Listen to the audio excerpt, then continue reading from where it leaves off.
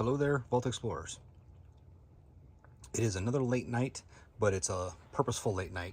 I just got done delivering and needed to add a USB charger I got off of Amazon, but I couldn't use the hardware that came with it to attach it to the, what are these, Pro Taper handlebars.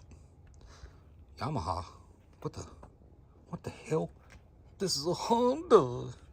Anyways, the USB charger there wouldn't, the hardware that came with it wouldn't fit on here, and I didn't want to use the sticky tape and mount it somewhere here. So there's a lot of usable real estate here, and I may put something else in later that maybe has two things, or a switch, maybe an auxiliary switch for some pencil beam lights, because I love pencil beam lights, but I may put that, I'll put that on later. But yeah, so I'm just doing some late night work and listening to the, not only did I install this, but I had to adjust the headlight, and I have a feeling that I've been blinding a lot of people on the streets. I feel really bad because, you know, that would be a real dick move. But anyways, punchline is that's where it starts, and it came down to right there, and I zip tied it to the neck, comes down, zip tied it to the pad for the gas tank, the Clark, which I think is a 4-gallon tank. I thought it was a 4.7 tank. I think it's just a 4 tank.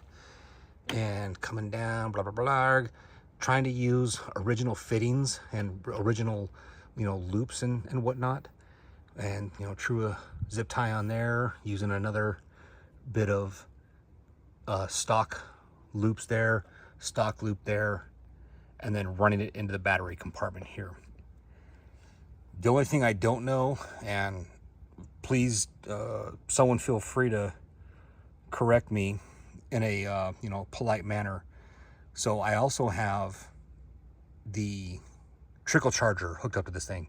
So I have two things hooked up to the battery, which is the USB charger and the trickle charger. So if that's a no-no, someone let me know, and maybe I'll try to unfoul myself. But if it works, it works. Then I'm not going to mess with it.